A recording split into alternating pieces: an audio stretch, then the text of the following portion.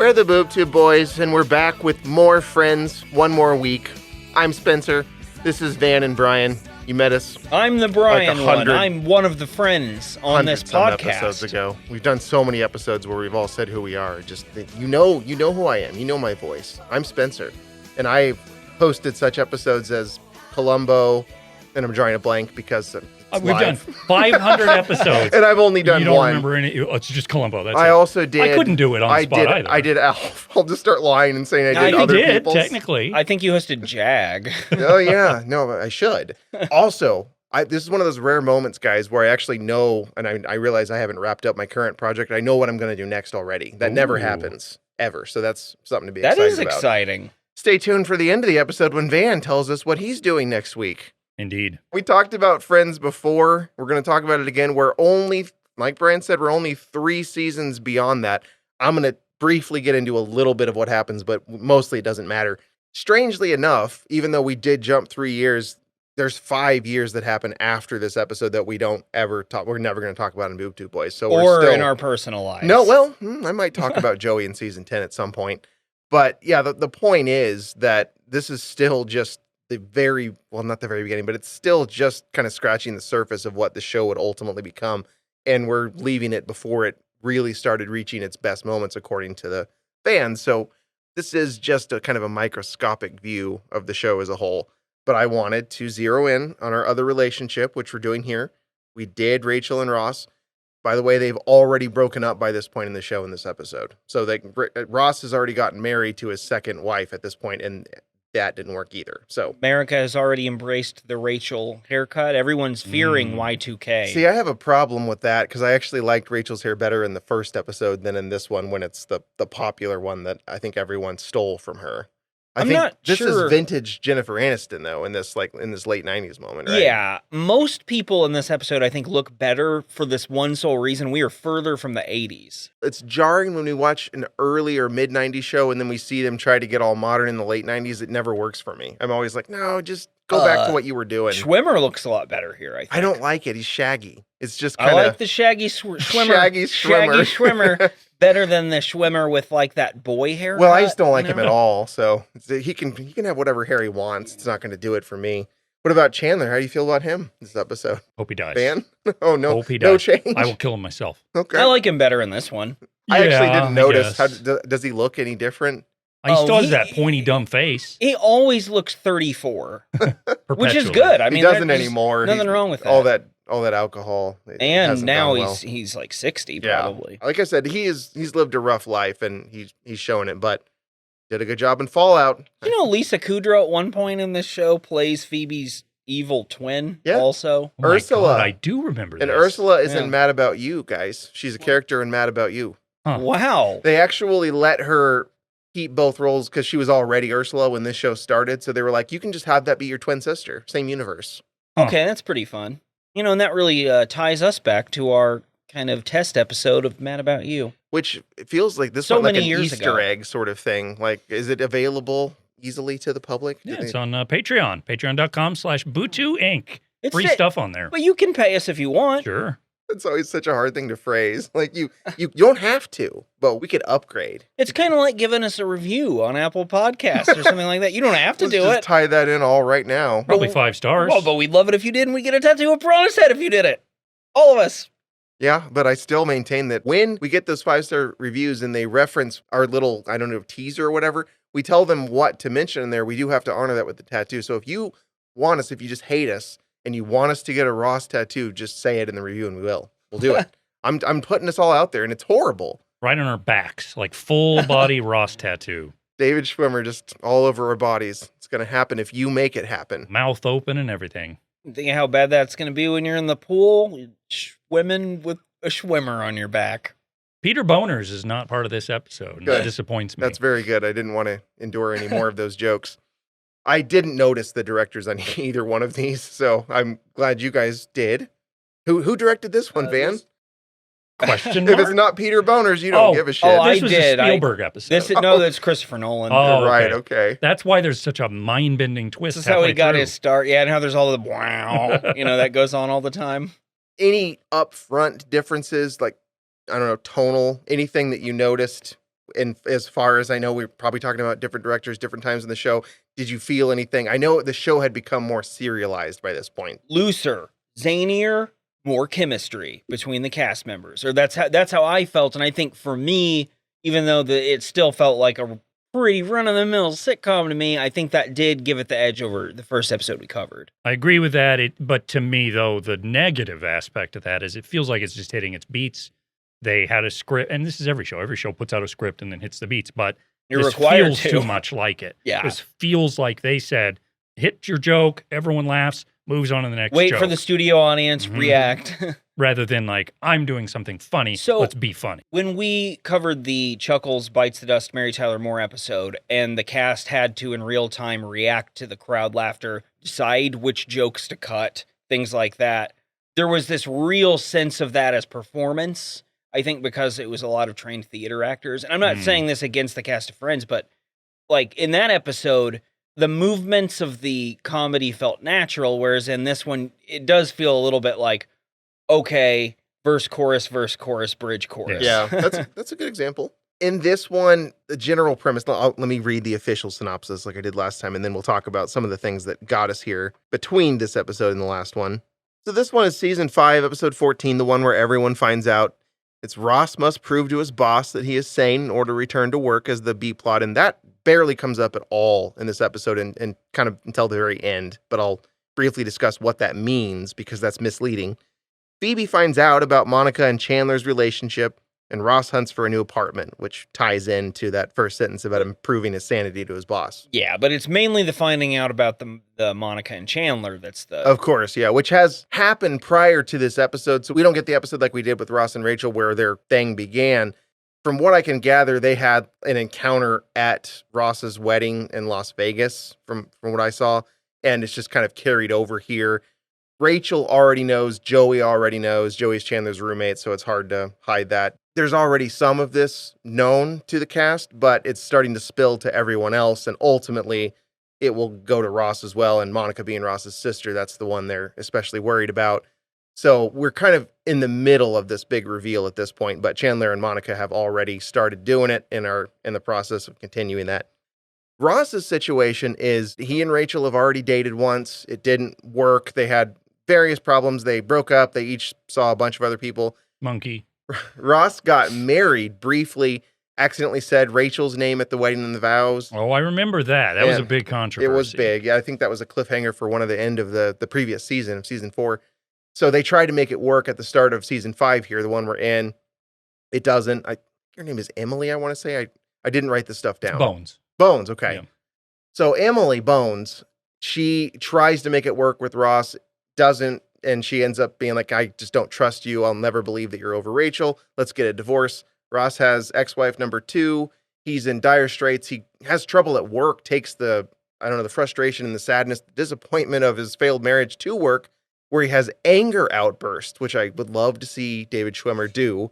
And they actually have to put him on leave for a while. So that's what he's kind of suspended from his job and doesn't have a place to live when this episode kicks in. And he and Rachel are not currently a thing. Ironically enough, his job, which he was suspended from, Bones. That's true. Paleontologist. Very true. He's a college professor and a paleontologist. OG Bones, really. I remember this episode. Really? And that, the first time I watched this for this purpose, for doing the Bootu Boys, I said to myself, I remember this episode, and immediately my heart sank. That is not a thing I want to have said. We could title this podcast episode The one Van remembers? Yeah, the one where Van remembers, the one where everybody finds out. And that's perfect because they kept doing that in this episode. Like, they don't know that we don't know that they don't know thing. And it just gets deeper and more of that every time. We're being thematic. It's way too clever for discussion of a Friends episode. This is all about Chandler and Monica's love and how it becomes public to the whole group. And it's a lovely thing. And Chandler and Monica actually do end up married in the show, whereas I mentioned in the last episode, Ross and Rachel never quite get there. But it's hinted heavily they do in Joey in the spinoff, by the way. Great. You have every reason to believe it did happen. I gotta say, I do think, despite all my Matthew Perry concerns, he and Monica, the Chandler-Monica relationship, it gels better than the Ross-Rachel thing. Agreed. I don't know why exactly. I think it's because he's snotty and awful, and she's kind of controlling to the point where she probably takes him down a She peg. has some neuroses to her Yeah. as well, so they kind of feel like they belong together. a She's bit got more. like a bit of bubbliness in her though, to where I think Yeah. maybe she can handle what's certain to be relentless verbal abuse Oh, yeah. from Chandler over the years. I'm sure she'll be equipped to handle that. Well, and she's a chef, so she's probably used to dealing with asshole customers and diners, people sending food back. And that's basically Chandler's thing, is acting like an asshole. Could be a problem though, since she's a chef and she's so good in the kitchen, could be cooking up a lot of meals and Chandler might get fat again. It's a Also, risk. good with big knives. So maybe not good for Chandler if he does something wrong. In fact, at this time this was airing, that sort of thing, there were probably Bobbit jokes all over sitcoms. Oh, yeah. Cleaved peni. You know who else Big topic of the 90s. did a lot of Lorena Bobbitt jokes? Jay Leno. Boom, do it. This guy talking to his wife. Pretty good Jay Leno. That's kind of half of it, right? I can't do the part where he actually talks. But he does that when he starts to get going, like a lawnmower getting started. He's pulling the cord. Yeah, I was walking down the street. He does that. But I don't know how he actually speaks. I'm going to be on TV for 500 years. Yeah, I just picture denim and silver atop the denim. And the moon chin. Why didn't that pop into my head first? That's like 5th on your list. It's his Yeah. best quality. It's an iconic chin. It is. Now that we're caught up on where the characters are and everything, I think I might have mentioned last episode that Matthew Perry recently wrote an autobiography. Oh, please tell me I don't you know have why some that's stuff from funny, us. but it is. It's horrible. It from came what I've out, I gathered. believe, this year or last. It's Yeah. called Friends, Lovers, and the Big Terrible Thing, which I assume is him. I don't know. Probably his dick. I've parsed the internet. I did not read this book for select quotes. I'm glad for your mental health that you did not Yeah, read I've this. read several books for this podcast. This was not going to be one That of would them. have been so taking one for the team there if you'd done that for the research. I think that might have killed my love of reading. I've pulled a few quotes from the book, from the internet, but I've also mixed in some that I might have made up. And I want you guys to work together to tell me, this is, we've done this sort of thing a million times, which ones are real and which ones are not real. Okay. So a real Matthew Perry quote Yeah. or a Brian Vaughn created. So- Pretending to generated. be Chandler. This is a Yeah. new segment we'll call Perry or Scary. And I need you to tell me whether it's scary that I made this up or whether it's Perry that he said it. I'm wary of this game. Here's your first one, guys. Now, all these years later, I'm certain that I got famous, so I would not waste my entire life trying to get famous. I think that's a real I one. believe it. Sounds real. That's Yeah. real. Good job, guys. That's an example of what a real one might be like. You can't go where you haven't been. That's all I kept thinking on the set of Mr. Sunshine back in 2011. Little did I know the dust had yet to settle. I'm inclined to say no. That has some inklings of Brian in it. So I'm are on the fence. Are we coming in? Are we doing our own? Or are we having You're to combining, Do a you're working consensus? together. Okay. Yeah. All right. I will defer, but I don't think so. I think that's real. You think it's real? But let's go with yours this time. Okay. I'll overrule you. It Next is time. fake. It is fake. Well, Van was right. But Two that and- was good. That was Okay. towing that line. That's an example of what a fake one might look like. Mm. Okay. So, here's our next one. The guy walked up to me like I owed him something, and when he acted surprised at my rebuttal, I jutted my chin out and I said, "No doy," as loudly as I could. That's a Brian one. It has to be a Brian I one. would go with that. Okay. Okay, that's fake. Okay. No doy, though. That sounds Well, like that is something the Chandler thing. would say at the time. Oh, I don't know. certainly. Put an L on his forehead Yeah, and his finger and thumb. Exactly. Julia Roberts had been offered the post-Super Bowl episode back in season 2, and she would only do the show if she could be in my storyline. First of all, wow. Yeah. If that's real, what a dick. But I'm going to say it is real. What do you think? I was leaning that way, so let's go with real. It's real, And that is maddening. and you guys are undefeated so far. So did Julia Roberts loves Friends, right? Yeah. When she's like, you know who my favorite character By is? season 2 The already, though? asshole. I think they were romantically linked at one point. No, no. Yeah, Matthew Perry and Julia Aaron Roberts. Brockovich, no. Why is it that original thinkers like River Phoenix and Heath Ledger die, but Keanu Reeves still walks among us? That may not be exactly real. It may have twisted words. I Did don't you- do that. Okay, No, it's real. It's I'm not 100% fucking real. around. He got in trouble. This was like a whole that's a- controversy. Probably shouldn't Yeah, say it's- that. it's- yeah, because it's it's a real. shitty thing to say. Yeah, it's real, and it is a shitty thing to say. You guys still haven't missed. You guys are like, We know our Matthew Perry. Steph Curry. Apparently. Got old playing Ultimate Frisbee with Schwimmer on the days off. I mean, sure, I love Ultimate, but Dave was getting all the attention I sought back then. I mean, and this was early on in the Friends run, before I even had that guest appearance on Caroline in the City. No, that's Yeah. a Brian one. But No, I didn't- What? No. Okay, I did it. It's fine. And It's great. Is it only because I mentioned Carolina City? Ultimate No, Frisbee. yeah, immediately. It was tipped off immediately. All right, fine. Being in a kitchen always brings to mind God. Is that it? Real? What do you think? Wow, I'm totally stumped on this one. I'm going to say no, and let's go with mine this time. Okay. First miss. That's Oh. real. I've been wrong both times we've done that. That is real. That is such a what led down that path in his book? I don't know. That's what I want to know. And his pointy brain. All right, we've just got one more of Perry or Scary Uh-huh. in this round. Things were going fine until I played tennis with NBC President Brandon Tartikoff. The only love on the courts that day belonged to Brendan's side of the scorecard, and he was already jealous that I had the same last name as Refrigerator Perry. No, that's a Brian. Good one, though. Well, yep, Yeah. all Got right. a you lot of guys- references in you there. guys did great. You only missed one. Perry or Scary. I think that, let me add this up. A-. That's really good. I'll take it. I'll post the scoring rubric online. Well, we have that So others website can play dedicated. as Yeah. well in their Yeah, homes. well, maybe we'll produce a home game, sell it to the fans. Should we talk about the episode, No. or should Where we play the Perry or episode Scary where some everyone more? finds out? Yeah, Because everyone finds out. Not everyone. They find out that I can't remember any of their fucking names. I hate them all. just say Ross. how it comes in your head. Tall dumpster. in a certain way, this episode is like a fuck around and find out. Yeah, it kind of is. Like there's fucking around and finding out. I actually have to open this episode with a little bit of a defense of our new character that we meet in this one, Ugly Naked Guy. Yeah, I'd like to That's defend him mean. too. It's That's mean. mean. It's horrible. Naked is true. He is nude. He's Right. it's You don't his need to own call him place, ugly. though. It's Yeah. it's if he wants to be nude in his place. I just don't get why he's letting people see in there. I think. He's proud. He's proud. I think it gives him. Well, bit of- that's Oh, you now think he's it's a in the sexual wrong. Then. gratification So thing. now he's Yeah. gross. You made him bad. Well, look how he stands wordlessly in front of Ross later in this Sipping his episode. big gulp or With whatever. His, Route 44. Yeah. And we don't know if that's the only big goal present.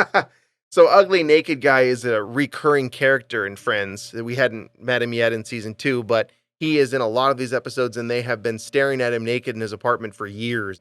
And they know all about Ugly Naked Guy. They watch Ugly Naked Guy together, just like it's a spectator event, and make fun of him and say he's Ugly Naked Guy. And which see, I is remember this as a kinda mean. kid, and I was like, okay, I find this funny as a child because I didn't understand how fucking mean this was. Mean. As an adult, I'm like, it's not funny. You know, it's not even that it's mean that bothers me the most, in truth. It's that it's just lazy. There's no joke there beyond it. And you don't You know? see it, so there's no visual gag. It's No. strictly them I need to saying see his something. fucking dick swinging if I'm going to laugh at this joke. Well, I'd like to see if he's actually ugly. Maybe they're just they're put off by his nudity, so they're like, "Oh, it's so gross." Maybe he's hot. Was this their poor man's Newman? Like kind of a side character see I that it. hope not. I just don't know. I don't know. It probably not. They probably have a more active side character that's a recurring person. But I get what you're going for Yeah. with that. And it Newman's would make sense because it's a bad version of whatever it could be. Right. sure, but Newman is like tough to beat though in any kind of Oh, side Newman's like the character best show. character. It's not possible to do better than that.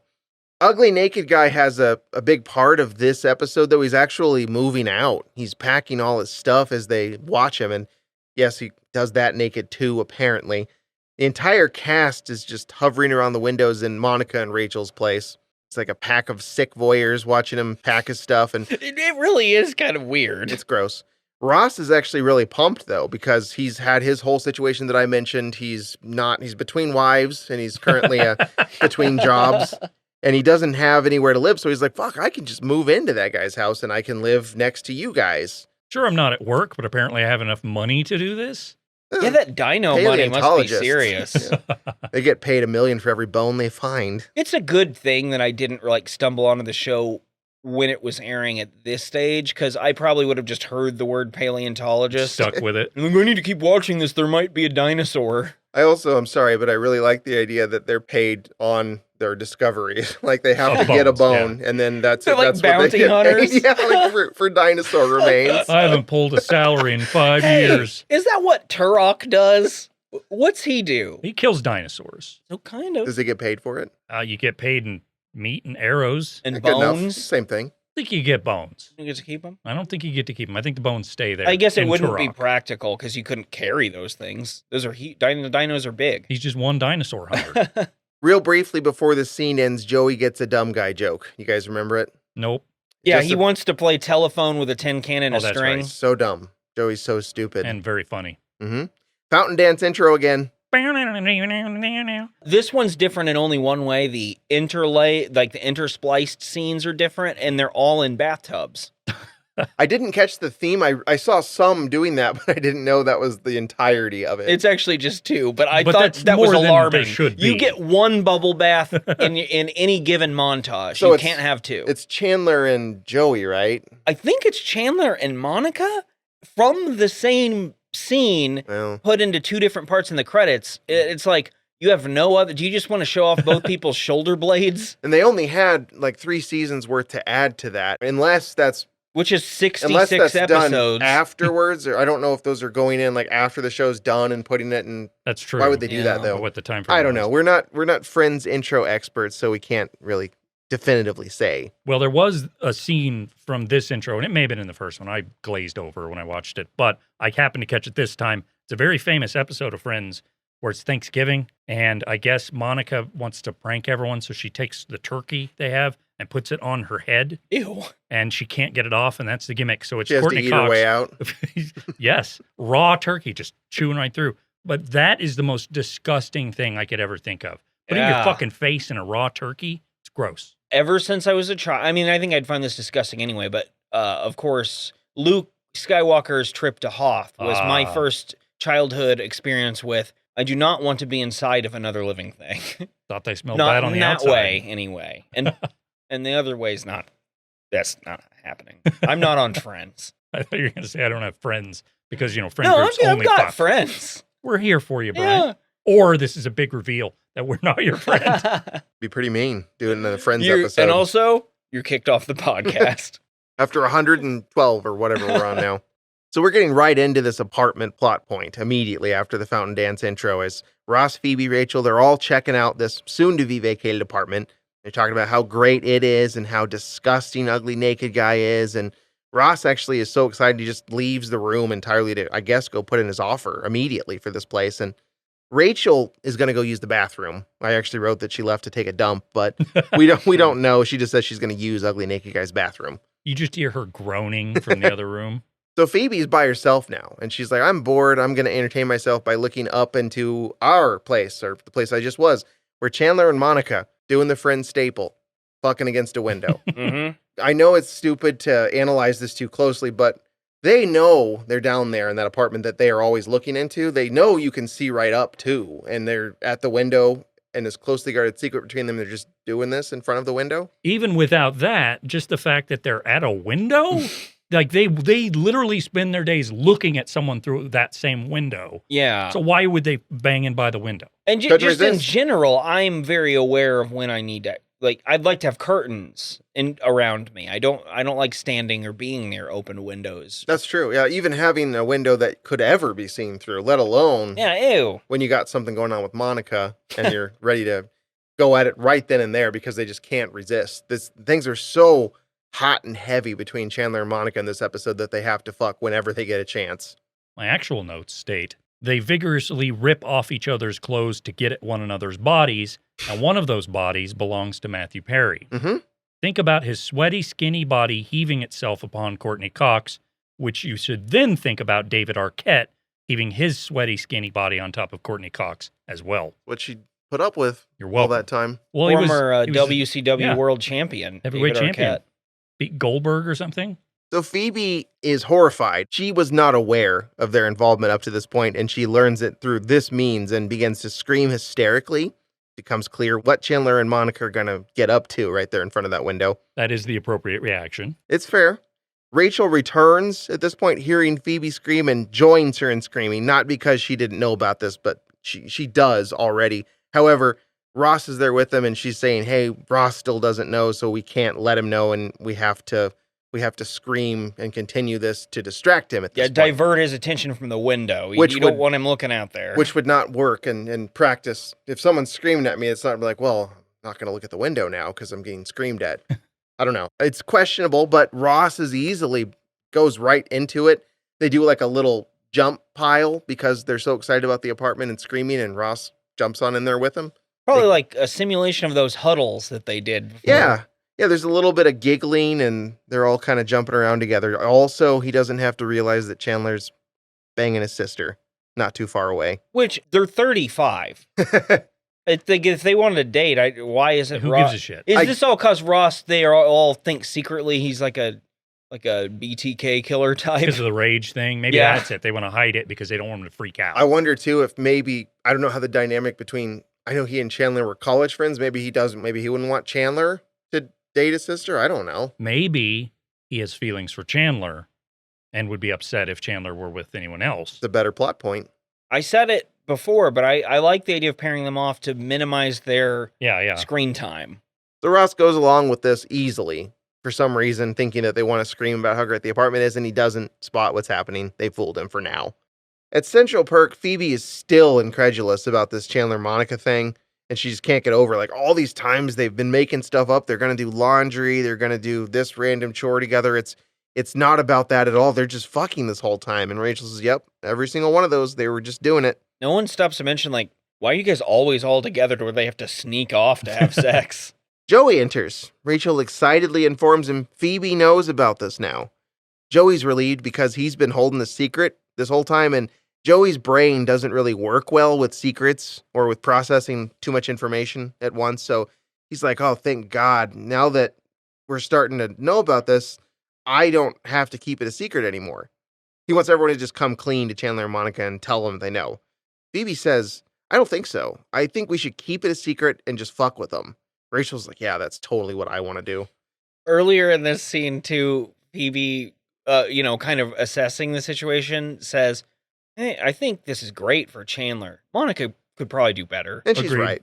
Joey says, besides, I've got secrets of my own, which I actually was kind of amused by this because Joey's kind of like, I can't hold all this in and my own stuff. And Rachel's like, Joey, you're not complicated enough to have a secret. You don't have any secrets. And he's like, oh, I haven't told you about Hugsy, my bedtime penguin pal. I like the phrase bedtime penguin pal. Mhm. Kind of made me want one. Like, I need a Hugsy. I have Koopa, my cat, which he's very big and soft. Might smother you one day, though. Yeah, I You gotta worry watch about out that. for Not getting on on my purpose. face. He's just so Yeah, big. yeah. Oh, then he couldn't have his food.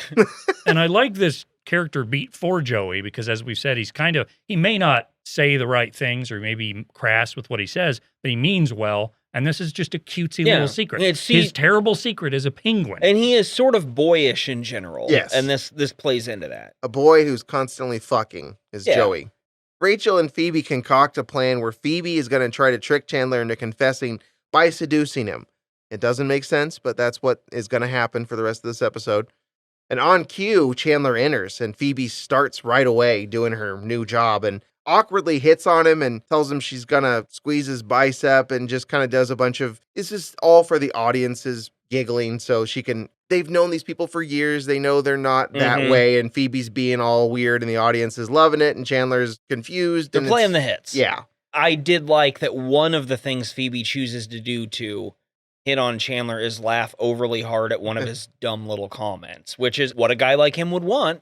And again, Lisa Kudrow doing her best with this. Yeah, and she does a good actually job. She's making having it fun. work. She has fun with all of this. Later, she has some lines, too, that somehow kind of work, and I mean, they shouldn't. Right.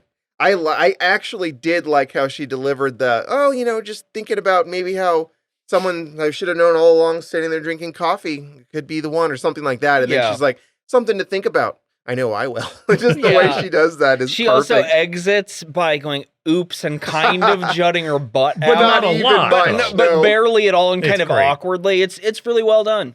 In this scene where she's flirting with him, the camera switches. So it's a 2-camera thing where the first one is behind Chandler focusing on Phoebe. Second one is behind Phoebe focusing on Chandler. Well, when it does the behind Phoebe thing, it kind of reminds me of the room bit where Lisa in that has the neck thing. Oh, yeah. Phoebe's spine is protruding so much through her shirt, you can count each individual She's a vertebra. bony woman. It is crazy how much it just pokes out, and I couldn't take my eyes off it. It's not important. You got to imagine with his interest in skeletons, Ross is also fixated on these bones. What if he's been slowly poisoning her to make her thinner, Yeah. make the bones pop? They need to have another specimen for his, like, again, I think Ross might be a serial killer. There is a great thing on YouTube. Someone took cuts of this show and removed the laugh track, but only from Ross's scenes. That's amazing. Because he's a frightening human being, and it's great. Go check it out. It's a real Garfield without Garfield. Mm-hmm. So in the next scene, Chandler and Monica are in bed, which they do a lot of, and they're talking about just how fucking cute Chandler is. You are so cute. How did you get to be so cute? Well, my grandfather was Swedish, and my grandmother was actually a tiny little bunny. Okay, now you're even cuter. So the audience was already laughing hysterically when he said his grandfather was Swedish. What is that supposed to be funny? That's the jokes. Got them in the, like you said earlier, Spencer, palm of their hand. You can do no wrong. This is a Rolling Stones concert now where they're 85 and people go and they're like, it was great. And then you see online footage and you're like, that's barely anything. I wish that had seriously been the entirety of that joke. Is just my grandfather's Swedish. The end. And Cut they off left there. it there. And then it should pay off later with like Grandpa just shows up at the end tossing a meatball around. It's at this time that Oh, by the way, I got to get this in. Helen. His little bit, his joke is that his grandpa fucked a bunny. Yeah. I didn't take it that way. I sure did. I mean, that is That would be the biologically, result? yeah, for sure. And the result was a pointy-headed mean guy. Do not fuck bunnies, guys. I want to get that out there. I don't know if this is a common thing in New York, the big city. Yeah, fuck you don't bunnies. know what kind of deviancies go on in the Big Apple. If the result of something is it'll create Chandler, that's as good of it. That's as good of a reason not to do a thing as anything I've ever heard. Point taken. So Chandler takes this time to be like, look, you're not the only one who thinks I'm irresistibly cute. Actually, the weirdest thing happened. So Phoebe was coming on to me real hard earlier today at the cafe. And Monica's like, no, that would never happen. Phoebe would never see you that way. You're imagining it. You misread something. You're a frightening goblin man that is not sexy at all. The show never entertains the idea of Monica being jealous, which Never, thank not God. one. That's actually a kind of a subtle part that the episode does well, which is even later when it starts getting more layers, Monica still will never, No. even for a second, believe Phoebe is actually seriously going for Chandler. In fact, it becomes more of her crusade, but we'll get to that. Who's more fuckable, Ross or Chandler? That is a tough order. I think it's Ross. You can't even, you want to say Chandler, but you can't even say it. Yeah, I'm not going to say it either. You just That's awful. Yeah, it's a terrible decision. The thing is that their personalities are so bad. Yeah, Yeah. it's very Just- bad. It's the worst. Oh, I'm not even talking physically. Oh, I know in you're the not. least. I know. I mean, although But I'll that have adds to it. include that too because they're such at a deadlock with their personalities being zeros. And I think I would go Ross. He's less objectionable in a jarring facial way that Chandler is, so Mm. we'll have to settle it that way since you're But- making me. But in like in a fuck, marry, kill scenario with the Friends Well, guys, you just kill them all. Mhm. right? I Just mean, the ideally. males. But you might consider marrying Chandler because of his family's search engine empire. Oh, okay. Ulterior motives. Because I mean, I get it, his but, last name is Bing. but also, I don't think Bing is successful. No, I don't either. Why did they name him that? I That is don't. dumb. That's why, right? Phoebe's last name is Buffet. I guess you're fucking Joey, right? No, you got to marry Joey. He's the only sweet one of the group. You Fair wanna enough. spend your Fair life enough. with him. Yeah. You marry Joey, you bang one out with Ross, and you kill Chandler. I mean, Ross is taller, so I could it'd argue match that better with killing me. Ross might prevent further loss of life in the world. Oh, so you're thinking, how can you do the most good right. by murdering? Well, because Ross. whatever has led me to this point in my life, I've probably done something very bad to be forced with this decision. So I need to course correct and atone. Okay. Chandler is not convinced. Later he understands, but right now he's like, no, Monica, I'm pretty sure Phoebe seriously just wants to fuck me. But she's aware something might be up. The next morning, or some morning soon after, Rachel they're all at Monica's again, of course. And No Rachel, one's doing anything. no, they don't. They don't do that. Rachel asks Monica, hey, you want to go see a movie with me and Phoebe later? Monica says, no, I've got laundry to do with Chandler. And this is where Phoebe and Rachel get to share a look because they know what this means now. They then give Monica and Chandler a whole bunch of dirty laundry that they can go bring with them to the laundromat. They're not going to. Monica's, I don't have enough quarters for that. Phoebe's got the quarters. I think it's kind of funny that Phoebe would, at any given moment, have a giant You're like sack a of quarters. Yeah. Giant bag of quarters. Like $80 in quarters. Again, coming from Phoebe, that was pretty funny. I just like it when Phoebe does silly things like that. Ross comes in at this point. He's got bad news. I feel like Ross often is a downer. He's in a scene. fucking Wade Barrett type. Every time he comes in, it's something like, fuck. It's usually not even something normal. It's usually like a horrible life event. So Ross's news is that Ugly Naked Guy is actually subletting the apartment personally, and it's not a formal process, so it's going to be up to whoever Ugly Naked Guy wants to live there, and he's received hundreds of applicants so far, so it's going to be quite a competition. Ross says, hey, don't worry, I bribed him, and I've got this thing taken care of. So they all race to the window to see what the bribe is, since you can look at Ugly Naked Guy's apartment anytime you want to. And it's quickly revealed that others that have applied have had the same idea. There's a pinball machine with a bow on it, a mountain bike. Neither of those are Ross's, though. He sent a basket of mini muffins. Which is good. I like mini muffins. Not even the biggest basket of mini muffins, though, as it turns out. That's the problem. In the absence of anything else, mini muffins do the job. Anything else, not anything else, but other things, perhaps the mini muffins don't do it. And I actually do think I prefer a mini muffin to a maxi muffin, just because they're Easier to eat. Yeah. What about Give me a bunch of minis over one maxi. what about a mini muffin versus a mountain bike? Well, I feel like if I'm wanting to do some mudding with my pals and really navigate some tough terrain, I'm going to need a mini muffin. Yeah, I mean, I can't think of a scenario where I wouldn't rather have a mini muffin than a mountain bike. You know, I did just say to Katie, the girlfriend, the other day, I would like a bike again. I'd like to bike some more. So in one scenario, I might take the mountain bike. Are you going to be extreme? Of course. Okay. Also, I'm so extreme, I don't agree with you on the muffin thing. I prefer the bigger muffins, and you can separate the tops because, like Elaine said, top of the muffin to you, it's better. Okay. It's not top of the muffin to you. No, that's ridiculous. I would eat the whole muffin, though. I would never separate. Well, I'll eat the bottom, but You're I just going to do eat the separate. bottom by itself? Yeah, it's Ew. fine. It's just not as good as the top, but it's No. good. But if you eat it all in one bite, you don't have to distinguish I'm between talking the halves. muffin. Okay. Yeah. Not I- some pussy Well, I muffin. just get in there anyway, though. I just shove it in my mouth. All right, well, make the decision. Mini muffins or major muffins? I'll take any muffin. I love mini You're muffins. not, and no stance. no stance. Okay. But I guess I'd like a big one because that makes the me big happy stance. with the coffee. You can dunk, too. My mouth can. If I need to eat something, I can make my mouth as big as it needs to be. It's snake qualities. Otacon, I've got some muffins. So Ross's reasoning, by the way, for these mini muffins is that he had them at work once. Somebody At the brought them bone in, store. and it made his fucking day. Mhm. So Chandler's like, "Oh my god, you have the saddest life." And Again, this was an accurate Chandler. but still, Correct. again, Chandler, come on, Yeah. like he just never stops. No one has punched Chandler in the show yet, right? No, not that we've seen. But yeah, this is the kind of person who in reality would wear on you immensely to be around. So Ross leaves dejectedly at this point, knowing his plan is at the very least going to need to be revisited.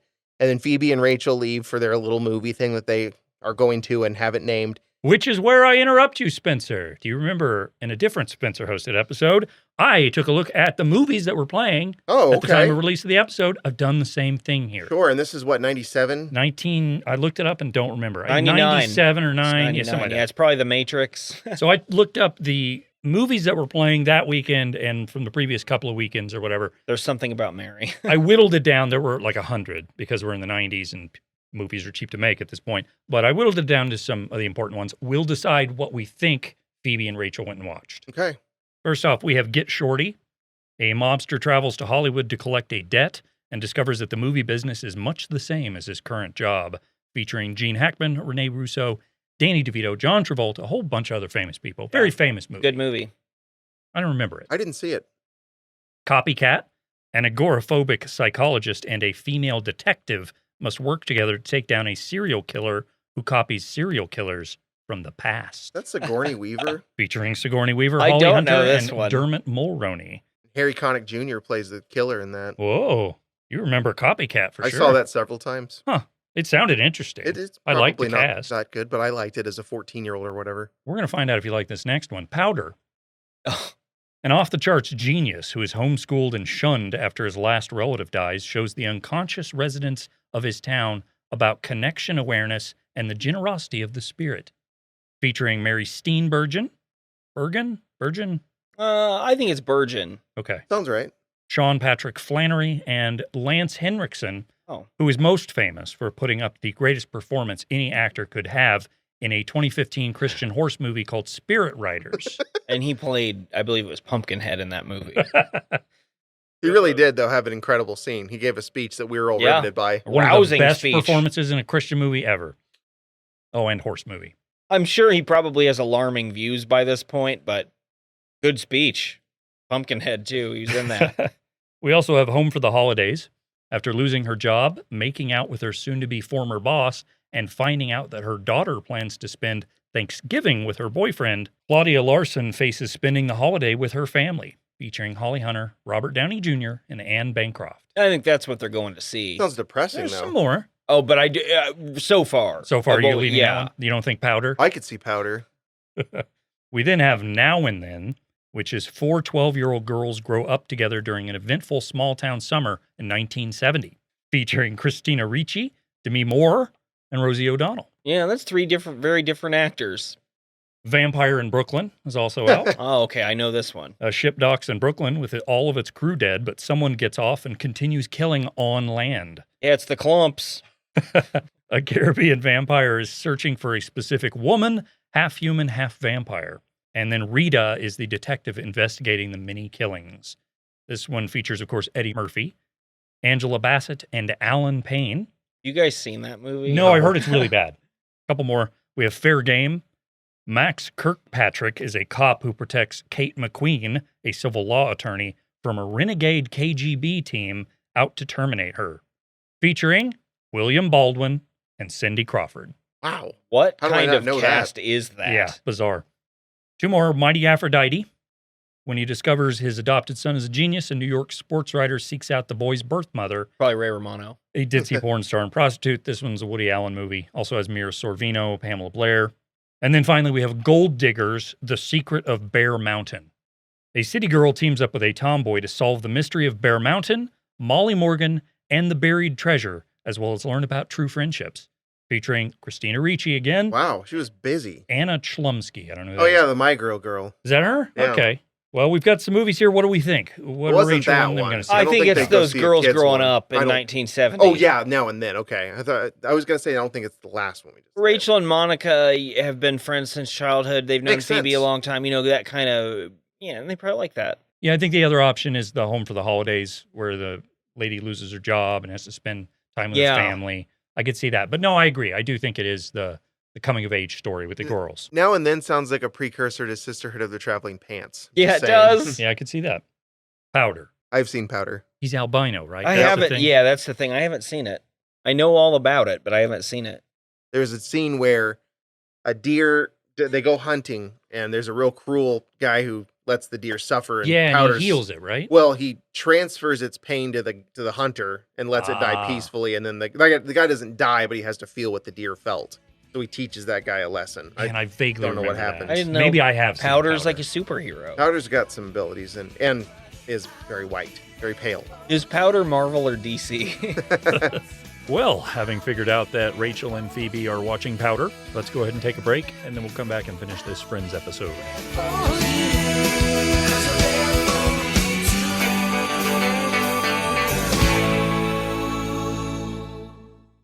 On the way out to see Now and Then, Phoebe grabs Chandler's ass. And Chandler says, "Hey, Monica, that time you had to see that, right?" And Monica's like, "You're right. That did happen. She did grab your ass. She knows about us." So another opportunity for Monica to be like, "Shit, yeah, Phoebe likes you." No, immediately she Not says, buying it. "Nope." She's like, "Okay, she's fucking with us. She knows what's going on here. And she's taking this opportunity to stick it to us." So Chandler this time just briefly argues. And then when he kind of comes to his senses and realizes there's not really that good of a chance that Phoebe would be doing that for his body, he's like, "Okay, fine. Yeah, she knows about us. What are we going to do?"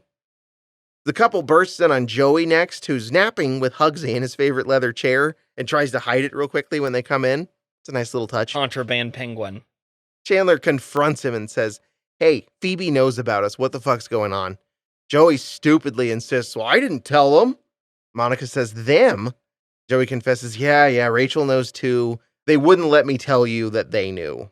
Also, though, like, Phoebe only knows because they were boning in front of a window. Yeah, and that doesn't come up somehow. Yeah, I feel like Joey's first line of defense would be that. Like, maybe you guys put some curtains up and no one knows anything. Yeah. I didn't disagree. I just didn't agree enough to say it. And I'm going to take like 10 seconds every time to find my notes, so I can never respond immediately anymore. So again, Joey is actually relieved here because he's like, okay, thank God I don't have to keep the secret going anymore. Yeah, it's over. I can sit in my chair and hug my penguin. Well, that's not what's going to happen, though. Instead, the plot further thickens. Like a nice, mealy soup. Ew. Oh man, they think they are so slick messing with us. But see, they don't know that we know that they know. So, Ah, yes. The messers become the messies. What was that rock outro there? Yeah. Somebody must have had a rabbi on hand. So back at Monica's, Ross is stressing out because, again, Ross's presence in the scene means something's not going right. And he just cannot figure out how he's going to come up with an idea on how to close the deal in this apartment. Rachel's got an idea. She's like, hey, just bond with ugly naked guy over shared interests. And she uses Joey as an example here. And this is kind of feeding into what we were talking about, where she says, like, if I wanted to make a connection with Joey, I would talk about sandwiches or my underwear, which is super creepy that she would know that Joey would like that and that Joey would immediately agree to it, which he Probably does. anyone's underwear, though, to be fair. I think Joey's... You think it was more of a just saying, my underwear, not women's like my women's underwear. underwear. Yeah, I Okay. took it personally like she meant Joey. I've caught Joey many times sniffing my underwear, sort of thing. I did not, but that would be an interesting character trait to give Joey, too. And just slip that in this NBC show. Yeah, that and sandwiches, those are his big two. What if he had like a foot fetish and had a bunch of women's shoes in his closet? Oh, wait, that's probably Ross before he kills the women. Ross, I think it's pretty clear, has a dino fetish. Ross says, hey, that's a great idea. I'd never have thought of that. Bonding with a fellow human? I would never consider that without your input, And Rachel. I definitely am human. I didn't say that because I'm not. I love that this is somehow something like Ross would never have dreamed of doing. Yeah. Like, that's a really good idea, Rachel. This is another funny thing about sitcoms in general, is some of their revelatory moments are just like the first thing anyone would think of. So Ross tries to figure out what sort of things ugly naked guy even likes. They talk about how he had a trampoline once and, well, he broke that. In the apartment? I don't know. Maybe one of those little, like, personal ones. Like that you might have for a dog. What do those do? What Personal do you do with trampolines? that? No, they're like little. I've seen them and I don't know what they're for. I think they're an exercise tool, I do but I don't too. know what exercise you'd be doing. You other can't than do wrestling bouncing. on them. And so ugly naked guy is bouncing naked on his trampoline Well, in not his for long. apartment. No, he breaks it. Well, then there was a set of gravity boots that he had. Broke those too. And a sad note, apparently had a cat that he may have sat on, from what I gathered with The that. show is not nice enough about cats. for me. No. Phoebe doesn't suggest that talking about the cat's a very good idea, but maybe he's onto something. I don't know. Ross has at least some brainstorming that he can do to figure out what to do, and he leaves in a little bit of a better mood than he came in. Get that one synapse firing there in Ross's head. Big open-mouthed head. It's not ideas that get in there, though. It's spiders. Spiders. We've established this. The average David Schwimmer eats 500 spiders a year. It's at this moment that Chandler calls to get his plan in motion and decides to have that conversation with Phoebe and take her up on that offer she made him earlier. So this is taking place with Monica right beside him. They're doing this as a duo, and he says, you know what, Phoebe? I think I would like to get together, and I think you should come over and feel my bicep. Something along those lines. Phoebe hangs up and tells Rachel, oh my God, Chandler just told me to come over and feel his bicep and more, which is, I like the delivery, Lisa Kudrow. Good job. Rachel says, oh my God, that scumbag, how could he do that to Monica? Wait, they know that we know. And now we've gotten a little more hijinks in this plot that's developing increasingly as we go here. Hijinks is a good way to put it. They're trying for it. They're Yeah. doing a little attempted hijinks in a Friends episode. And I do, again, if they're going to attempt something, this is a good way to do it. What they ultimately pay this off with and the way they do it, to me, works better than kind of the attempt at a big hammerhead emotional scene like in the first one. Like this episode, instead of leaning on drama, for better or for worse, leans on comedy. That's true. I guess they didn't figure that the audience would have their hearts invested in the Chandler Monica story enough to go for the emotional side. So they're like, we'll just joke about this one. And I think that was, at least for someone who's a regular viewer, I'd rather them not bank on me having an emotional investment. That's in the because you're not characters. shipping Ross and Rachel. No, I might ship them somewhere. Yeah, that's right. Abu Dhabi with normal. Couple of normals, yeah. Now that they know they're found out, they can turn this against them and use it to their advantage in this increasingly heist-like sort of plot the story's going into. And meanwhile, Ross has shown up at Ugly Naked Guy's apartment in person, right at this very moment, at the same time they're talking about all this. Or maybe? Is this the same scene? I don't know. Ross is at Ugly Naked Guy's door, and they're all still in the apartment meanwhile, so we're considering this the same scene in my notes. Yeah. And Ross has decided that he's going to bond with Ugly Naked Guy the one way that is clearly a thing Ugly Naked Guy likes. Ugly. Being naked. Now, I can say without a shadow of a doubt in my thoughts here, none of us would do that. None of us would. No. If we needed an apartment, we'd get naked to get the apartment. What is the dollar amount, though? Like, what's How the much scenario? would you be paid? What's the lowest amount of money for you to hang out naked with a naked man?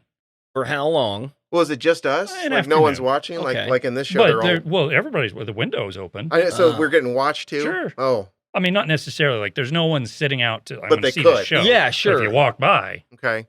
Well, Well, I need... $900,000. that's oddly I was specific. gonna say like a much lower amount, like 10,000 and the big gulp. No, that's no. I- And the it's big the gulp. big gulp, Okay, too. never mind. I'm on board. Big fat guy, what's his name? Naked neighbor guy. Naked has- ugly man. When he answers the door, he's drinking this massive thing, and I want some of that. Gotta be Get- Dr. Get me Pepper. one, and I'll do this for 10,000. That's too low. Maybe not. I'm somewhere in between. I 500K. reasonably, That's not that much of a I trade. think That's- reasonably like 100 is probably yeah, my that's number. fair. Six figures. Something like that. Okay. Or maybe less, because if I could, well, You know what? More 95,000. you know what? Give me It's a like you year guys off are bidding working, right so now actually for I don't Ugly need that Naked much Guy. at all, you know? Just, Yeah, exactly. That's once I thought about it, I'm like, Yeah. that will last me several years. I'll take 30.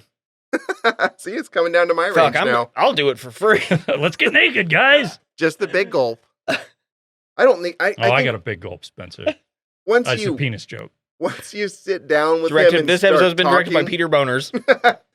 Once you sit down and start talking to Ugly Naked Guy, I think you'd both forget you were naked and just have a good time. Yeah. Just start talking about stuff. And then you're converted. You're a naked man. And Sure. you just are naked all the time. I could do it. No, there's no way. I feel Just like imagine the two of you deciding, hey, let's go get something from the kitchen. You both stand up in your bare ass peels off the couch. leather chair or whatever. At the same time his does, and you both laugh at the tape removal sound that Mhm. happens it's simultaneously. funny because, like, I guess technically speaking, that's our natural state, and I just feel like it's Yeah. the most unnatural thing in the world to be naked. I don't get it. We're born into this age, you know. Yeah, It's because they ate that apple. yeah, it's totally it's the women's fault. Well, they came from our ribs. And That's why I men have disag- one less rib. We're on record as being pro snake, so Correct. I don't think she did anything wrong. I believe you once referred to them as the ultimate tube. I did, yeah, and I stand by that. It's actually part of my campaign platform. These scenes are a little bit wonky here, but I think this is later in front. Like it's sort of the same day and same time period, but we're jumping back and forth between Ugly Naked Guy and the group in the room, so it's kind of confusing. But Phoebe is continuing this game with Chandler, and they're in front of everyone, so they're all there. And Phoebe is going up to Chandler in front of Monica and saying, "Hey, yeah, let's get an exact time figured out for this little illicit get together we're doing." 7:30, something like that. She's telling him she's looking forward to doing sexual intercourse with him. It's actually what she says. Yeah, that's verbatim. Yeah. That's not Spencer recapping. Joey notices at this point, and again, this is why I'm getting confused because these scenes truly are concurrent, where Joey notices Ugly Naked Guy's got a naked friend in there, and he tells everyone, hey guys, Ugly Naked Guy's got company. And then everyone flocks to the window to look, and after a few seconds, like probably 10, 15 seconds of staring, they all realize, hey, that's Ross. There's David Swimmer's dick right now, there. they did this right in a sense. Monica turns away Yes. immediately. And I Everyone was else looking- doesn't at all. If she did. So like was how I. she handled that. It was Just- like they better not have her just keep Yeah, looking. not because I thought the show would be intentionally doing that, but I was just wondering if they would like be covering their bases in that way. Because sometimes you'll see a missed, Yeah. obvious thing like that. But that's a good little Easter egg kind of Right. thing. Now, let me say this. There is a degree of friendship of which I'd be interested. I'm not going to seek out seeing that dick. But Right. if an opportunity presents itself such as this, I would look. I don't want to see your guys' dicks. We're You too would close. be, yeah. You would But be What about kind of like too fascinated to look away sort of thing in certain Sure, circumstances. yeah. You'd be like, oh, what? Wow, what's Like going just on the there? curiosity. I think Yeah. I'm going to give you a perfect example right now. Okay. Kevin Sorbo. I would look at Kevin Sorbo's I know dick. that you were curious, just Yeah. because, like, what's What's I that mean, guy like got? prime Kevin Sorbo or now? now? Because that's all shriveled up now and just Probably shaped like a cross. The pubes are trimmed in that shape. Oh, that would actually. Wow, that's a great opportunity right there. I mean, for a religious type. Oh, A yeah. religious type who's also, I guess, regularly displaying his junk to maybe Yeah. he's in porn. I don't know. This is Kevin a great Sorbo, story. of course, yeah. Yeah, you know what you could call that thing is crucifix. I didn't think we'd be talking about. Kevin Any- Sorbo's I dick. yeah. I Okay. figured we'd get around to it. We'll get there eventually. So yeah, Monica turns away in horror, and it's very well done, that whole thing, and everyone else does stare at naked Ross, as we said. But that's enough of that. It's time for the big sex scheme to go down between Chandler and Phoebe, which is whole setup of this entire episode in the end. Rachel's helping Phoebe get ready, Monica's helping Chandler spruce up, and all parties are determined that they're going to be the victor in this big thing. Fucking Chandler does have a line read that made me laugh in this, where Monica says she's gotten really competitive over this now, and he says, "At this?" And just the Yeah. way he is kind of Gestures. exasperated, like shocked that this was a thing anyone could think to be competitive. Well, sure. at. What's any of them getting out of this at this point? Right. Like, I'm seriously asking, like, why do you think the characters would even want to do this? I love little pranks. I'll play pranks on anybody. This is too much. Yes. Yeah, This this is, is like, where weird. we've gone into and I don't have a problem with this because I don't have an affinity for the show in any particular way, but the show is less interested in following logic now. It's more Right. like Just we're being- going to follow the trail of jokes. But again, because I can't take the show that seriously on its dramatic merits, I prefer that. But yeah, it does not make sense because at this point, every single person involved in the pranks knows that the other party knows. But they don't know that they don't know that they know. Something like that. Yet this is the one where everybody finds out. And might I add that this gives Joey several opportunities, another one coming up here, to be like, why? Why are you guys doing this? He gets another I'm a sensible, stupid type. Did you guys notice that at some point during one of these scenes, you can see that penguin in the background? Oh, yeah. Yeah. I do love how because I assume that they had not mentioned that until this episode, and then they just threw it all over the place. Yeah, and that's a good decision. Again, stuff like that in a sitcom really helps because sitcoms are so paint by numbers. Like, load that stuff in there. hmm Have you guys heard of the Benedict Cumberbatch thing with penguins? No, don't think so. Doctor Strange. Yeah, that's the one, Doctor Strange. So he apparently narrated a nature documentary for Nat Geo or whatever. I think you're thinking of Morgan Freeman. Close. But in it, there were some penguins. And apparently, when he announced it or said it, I can't do it justice. He couldn't say the word penguin. He said like penguins or penguins. It was just not even that. That's too close. He could not say the word penguin. And there's a clip of him on that Graham Norton show where the Graham Norton guy confronts him and is like, "What's the deal?" And his whole thing was just like, "I guess I didn't say it right." But how does it get to a point That's really where funny. someone doesn't say that's not penguin? Like, I've got is to the stop. word." I've got to say it Yeah. right. Maybe Benedict it up. Cumberbatch has the thing where he just really doesn't think penguins are real and that there's something else. Oh, And that's okay. he was deciding to Oh. try to get everyone else on his team in the documentary. About the penguins. Penguin. Like He a can't do mythical it. creature subset Yeah. of penguins or something. That would be cool. I always have a trouble calling him penguin instead of penguin. Like you said, like you put the E in there. Penguin. I always say pang. That Peng? penguin. Penguin. Penguin. Penguin. Penguin. It's The a best- penguin. The best It's a way to stupid say it is word. the way that people from New Zealand say it. I can't do it. What It's is just, it? it's great. I can imagine, but I'm not going to get Yeah. it right. Can you put the just like a overlay, like just put the Benedict Cumberbatch yeah. thing in here? Let's hear it. I Yeah, want you sure, to hear sure. it. Yeah. Is penguins. Crested penguins. Parent penguin heading home. So why are these woodlands so attractive to penguins? So Monica assures Chandler as they get ready to go into the final moment with this here that you don't really need to worry. She's not going to do anything. She's going to crack way before you do. And Phoebe enters. Well, by the way, Chandler doesn't agree with that. And he's right, but Monica's pretty sure this is going to be a short thing. But Phoebe is bolstered. And she enters, and the two pretend to flirt. And she opens a big bottle of wine and pours them both full glasses, like way beyond where the proper wine glass stops into the rim. Yeah, what is it? How far do you go? How are you supposed to go? It's like a third of the way. That's I'm what I not, thought. I'm not a sommelier. Sommelier? Sommelier. Sommelier. I'm not a pangling. I'm not a sommelier, so I don't know for sure, but it's like a third. Okay. You're supposed to leave a lot of space so That that makes wine because can you gotta breathe. swish it, right? Have you heard Donald Pleasance talk about wine? Because it's I like would. that. The Columbo guy, the Columbo character. I mean, I not actual Donald Pleasance. No, see, that's what I did. My brain went Donald Pleasance, of course, but then I didn't connect one of the most famous moments that we have of I Donald should have Pleasance. said Adrian Adrian Carsini. Carsini. Yeah, that would have made. Well, that's the thing. Donald Pleasance brought him so fully to life Yes. that he feels like his own individual. I mean, he was Just Adrian like Ross. Carsini to me. And he was Cobras.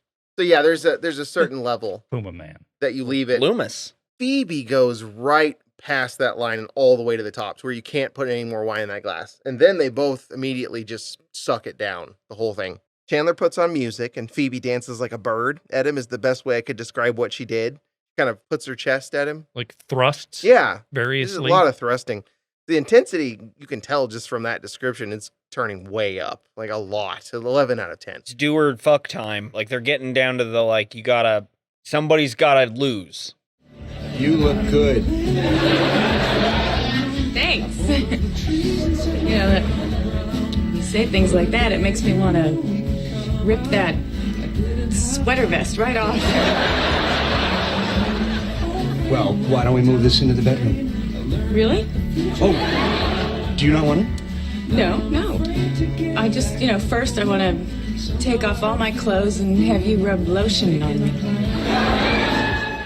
Sounds good. Doesn't sound appealing to me. Yeah, Having Chandler rub lotion on you doesn't. Well, definitely not that. No, just that, like, I would rub lotion on my significant other, but I don't want to rub lotion all over him. That Not seems all like a over. task. The sweater vest thing got me. Yeah, that on was pretty good. again, Phoebe's good here. if we're going to at any point kind of chuckle at any of these scenes, you can guarantee Elisa Kudrow was in it. Yeah. This is the theme. Yeah, we've- she's the we've come in. MVP. I mean, I think we all agree. I thought that Most way. valuable Phoebe. And then I like that more than I should have. As us doing this together too has made me kind of really hone in on it. Like, oh man, Phoebe's great. Phoebe's the best. Oh yeah, this is definitely one of those things where we're also elevating a character to a Yes. degree. Well, there's nothing else here, so we Right. got to work with what we got. Like you guys and Patty Mayonnaise last week. I love Patty Mayonnaise and I miss her.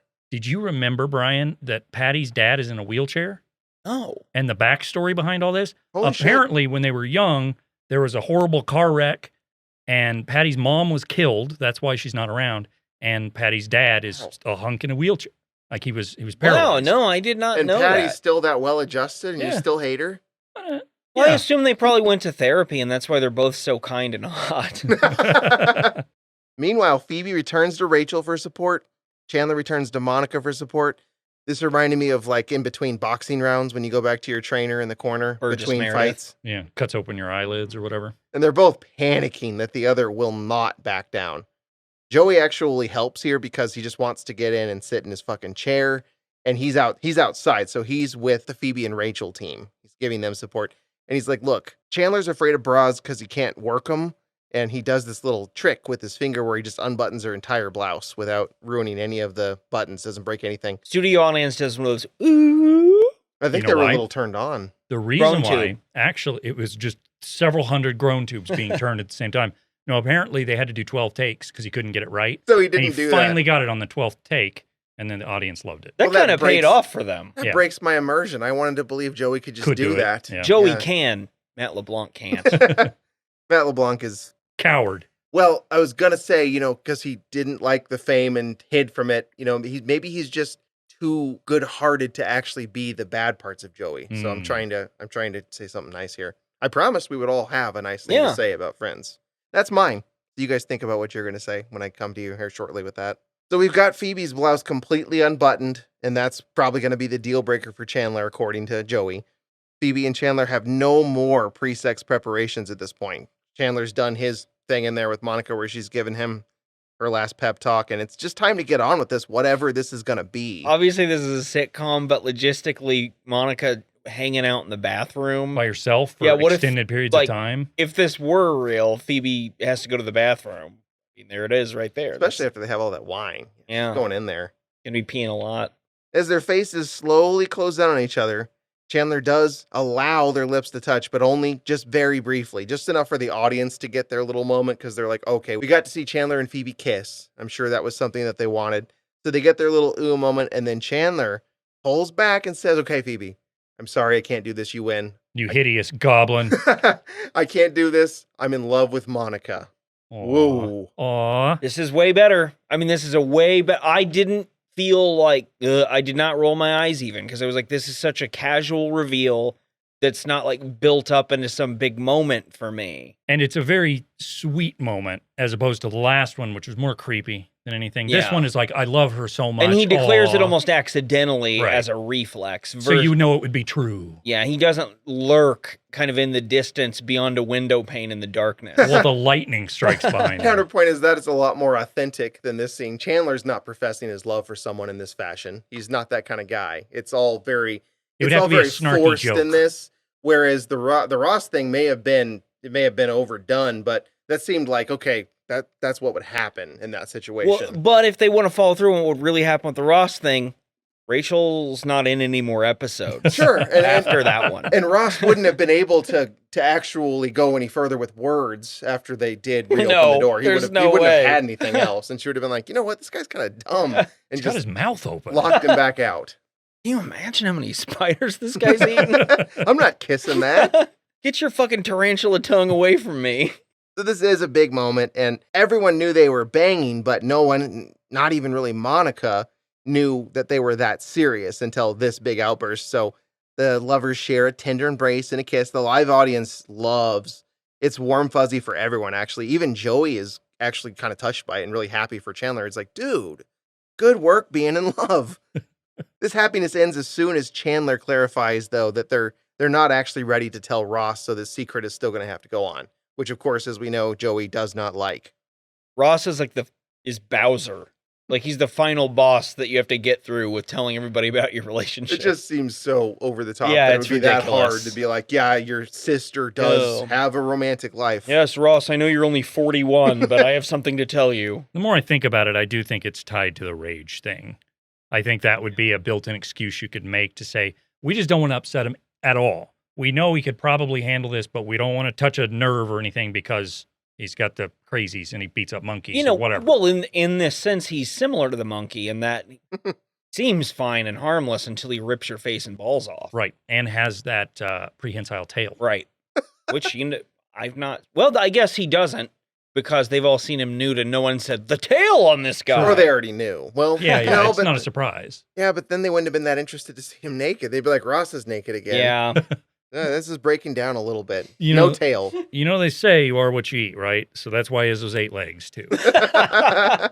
So Joey's going to have to keep this horrible secret a little longer, but not much longer, because in our post-credit scene this time, they actually readdress this Ross thing with the rage and losing the job that isn't in the episode at all. Like, we just talked about that because I knew I needed to mention that happened because it's already happened when this thing starts. But Ross, he's trying to show his boss, look, I can change. I'm sorry that I was crazy at work. I've got a new place. I'm not mad anymore. My life is going new places, and I just think that things are good for me and I should come back to work. He doesn't actually say that. He's just showing his boss as a symbol of all this, and his boss is like, Ross, this is great. I'm so happy for you, and I think that maybe your career is going to be okay after all. Nothing you could possibly do in the next 30 seconds could change that. And it would be impossible if it took any more or less than that, because this episode is in that point. Ross, I'm the head of paleontology. I don't know who this guy is. Dr. Dinosaur. Ross, I want to up your bone payment 100%. Did they say bonus? No. So Ross is going back to his job and everything is on the way up for him. But there's one thing that is going to happen before the episode ends, which is, you guys remember how Chandler and Monica like to fuck against the window. Mm-hmm. And you guys remember how you can see that apartment clearly from Ugly Fat Guy's apartment. Mm-hmm. Okay, where they're doing that, Ross is in that apartment and he looks up and sees Chandler and his sister fucking in the window. Talk about rear window. How do you think Ross handles it?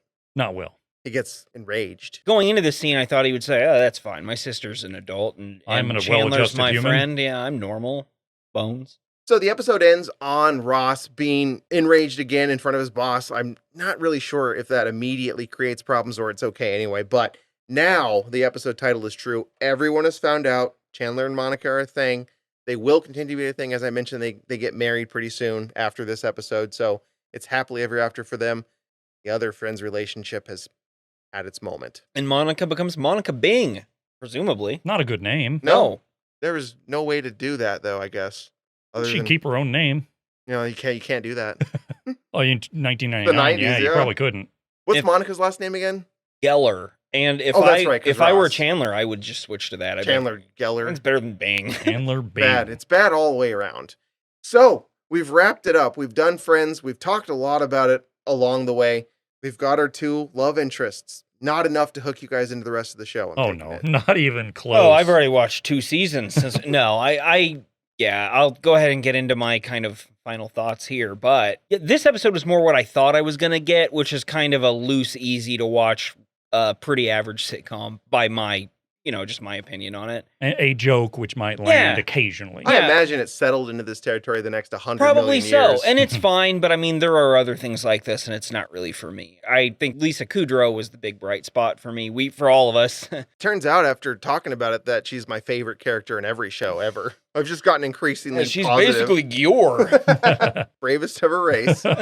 Van is going to take us out of Friend territory, right, Van? You got something That's else for fine. us? I don't need to talk about my thoughts on Friends. I think you get it. Okay. No, seriously, they get it. I misunderstood. That's actually how I felt on mine. Is I when Spencer looked at me as if, is there more? And I realized I've kind of said it. It's like, yeah, we've said it throughout. I'm good. Van, what do you think about Friends? Sucks. What do you think about the next show you're going to give us? I think it's going to be interesting. I'm curious to see your guys' reactions. And I will mention that I'm pivoting here because I mentioned to you a week or 2 ago, Brian, that I had found a show. I'd stumbled across one that I really want to cover. And I planned on doing that up until the last minute. And I've pivoted because I'm still reeling from the movie things. And I've got a lot of fires in the campfire or whatever. And so I want to take an easier time. So Fires in the campfire. That's what the expression is. That's why they pay me the good money. So anyway, I switched at the last minute to a different show, and I knew I still wanted to do a first. The other idea I had was a first. This is still a first. And I think, because last time I said it was a first, you mentioned like 5 other shows we've done. The fit I totally discredited Well, when I you. said Doug was the first Skeeter show, I was correct. You were correct on that. So we're going to be going into the territory of competition reality shows. We've done that, right? No. Legends of the Hidden Temple, sort of. Olmec won all those contests. This is closer. What the show we're covering is closer to that than any other reality show we've done. Okay. It's very Are you doing similar. the So I'll Great go with British that. Bake Off? No, but that would have been good too. No, we're doing one that I guarantee neither of you would be like, I'm going to check this out. I'm gonna Yeah, check there's it out. no way. Well, you've second it shows already, up. I think, disqualified us Yeah. from having checked it out. It is called Forged in Fire. Have either of you heard of this? No. Okay. Is it about blacksmiths? Yes. I just recently found out about this show because it appeared on the home screen of one of those. One of the apps? Yeah. One of those streaming apps. I think it probably Max. It might have been me because I looked it up. Yeah, and I think it might have That's prioritized funny. it. And you better believe I Googled that shit the second I saw those men Yeah. on Oh, the yeah. front. And I'm interested in doing this. These are bearded old men Yeah. who like swords. That's great. Blacksmithing is a cool thing. It's fascinating. And so the concept of the show is you bring on 4 contestants into the forge. It's this big room with a couple of forges or whatever. Give them a task. Yeah, of course. Of course. You have to make a dagger with a drop point handle and a hidden kick tang plate. and a quench and all that stuff. And you give them stuff to turn into steel, to turn into knives or swords or This whatever. is so much quicker in like The Mandalorian. It very much is. Well, anyway, they just forge whatever the thing is. At the end of the first round, all 4 present their whatever daggers.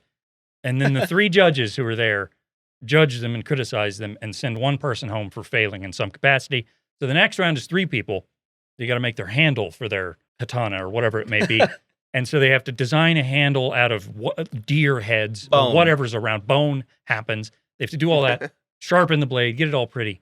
At the end of that round, they eliminate someone based on using the weapons. You know, they should eliminate them with their weapon. Like stab them. Mhm. Yeah, right through the heart. That's the best way to prove that you've done good work. But what they do is they have these bizarre tests, which is just these judges, these old karate men, stabbing fish or chopping up ropes or hitting cow skulls. They do a bunch of shit.